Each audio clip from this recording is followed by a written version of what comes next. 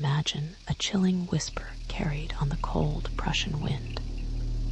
A story whispered through generations of diplomats and historians alike. It speaks of a man, a British envoy, who, in the year 1809, simply ceased to exist. One moment he was there, preparing to depart a quiet; in the next, he was gone, vanished, as if plucked from the very fabric of reality. This is the baffling case of Benjamin Bathurst, a mystery so profound it continues to haunt the annals of unsolved history.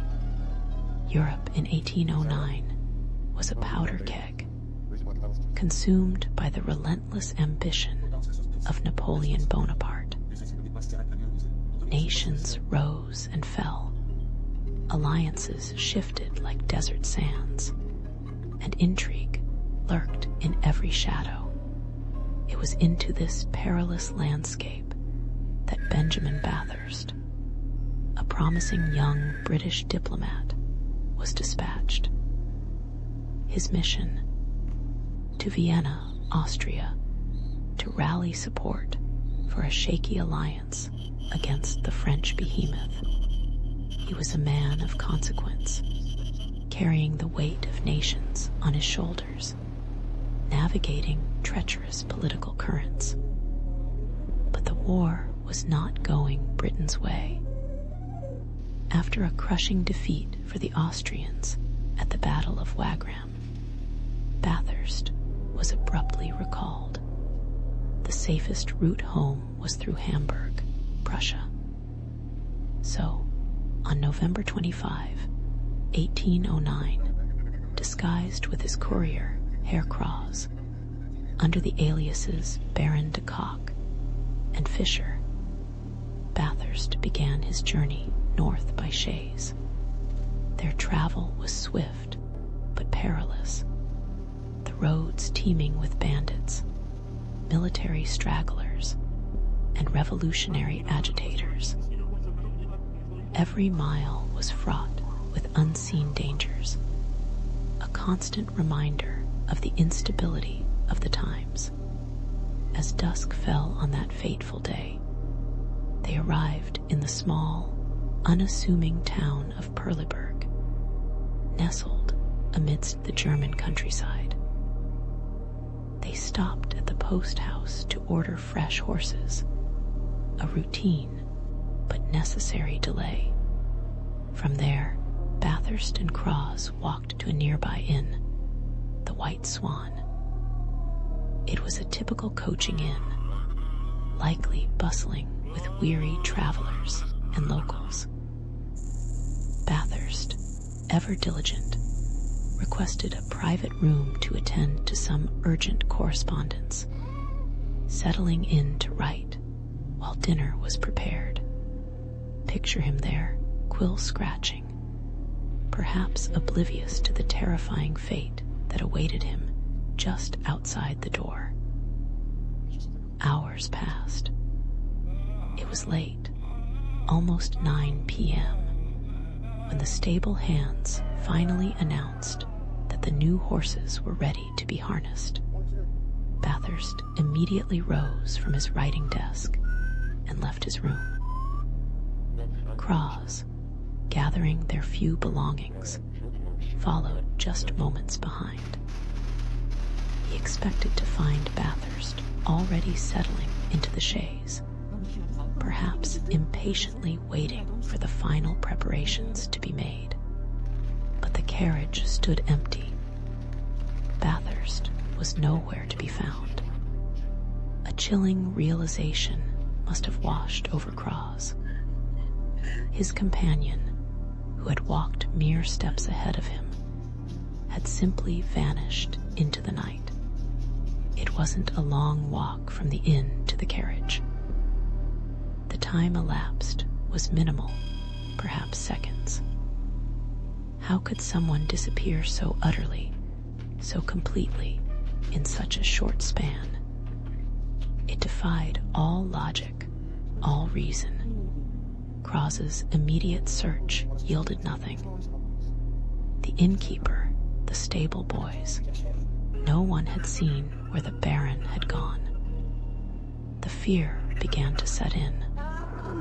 What happened next was a desperate, yet initially uncoordinated, search. The Prussian authorities, accustomed to the rampant crime and lawlessness of the era, didn't immediately view Bathurst's disappearance as extraordinary.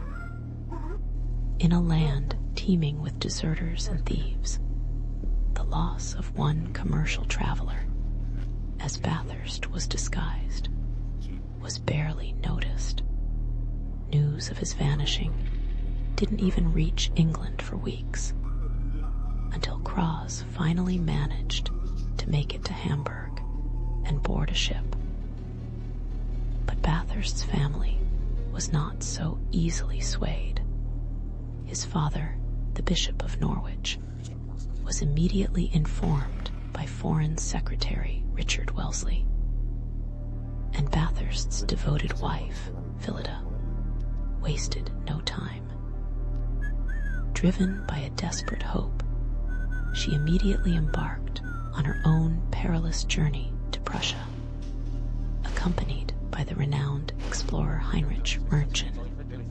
When they arrived in Perleberg, they found Captain von Klitzing in charge of a belated investigation.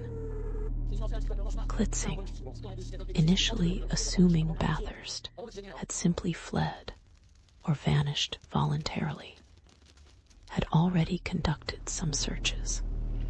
He dragged the local river, the Stepanitz, and ordered a village-wide search. But it was Phillida's unwavering determination that truly galvanized the efforts. Her presence, her grief, her fierce belief that something terrible had befallen her husband, forced a more thorough inquiry, and then a grim discovery. Bathurst's valuable fur coat, worth a small fortune, was found hidden in an outhouse belonging to a local family. This discovery immediately shifted the narrative from a mere disappearance to something far more sinister. So what are the leading theories? The most pragmatic, and indeed the most likely, explanation points to foul play. In 1809 Prussia, the roads were rife with highwaymen and desperate soldiers. Bathurst, a man of some means, carrying valuables, would have been an obvious target. The discovery of his fur coat, rather than disproving robbery, supports it. He could have been ambushed, robbed, and murdered just steps from the inn, his body quickly disposed of in the river or buried in the surrounding countryside. The chaos of the Napoleonic Wars provided perfect cover for such a crime, making it easy for perpetrators to escape justice. Another compelling theory, especially given Bathurst's profession, is political assassination. As a diplomat engaged in sensitive negotiations, he would have had enemies, both French and perhaps even British. If his mission was seen as a failure or a threat to certain interests, a silent, untraceable removal would have been an ideal solution for those who wished to silence him permanently. The fact that he was traveling under an alias further suggests a need for discretion, perhaps indicating a high-stakes situation that could have turned deadly. But it's the more fantastical theories that have truly captured the human imagination, transforming Benjamin Bathurst's disappearance from a tragic historical footnote into an enduring enigma. The idea that he simply vanished into thin air, seemingly stepping through a doorway to another dimension, has led to speculation about time slips or even spontaneous human combustion, though the latter is far less supported. These theories, often fueled by embellished accounts and secondary sources, highlight our collective fascination with the unexplained, our desire for mysteries to be truly otherworldly. Modern historical analysis tends to debunk the more supernatural claims, focusing on the evidence of the fur coat and the chaotic environment of the time. Most scholars now believe Bathurst was likely murdered for his valuables or political reasons, yet the story's power lies not in its resolution, but in its profound, unanswered questions. Despite extensive searches, despite Philida's relentless quest, his body was never found. No concrete proof of his fate ever emerged.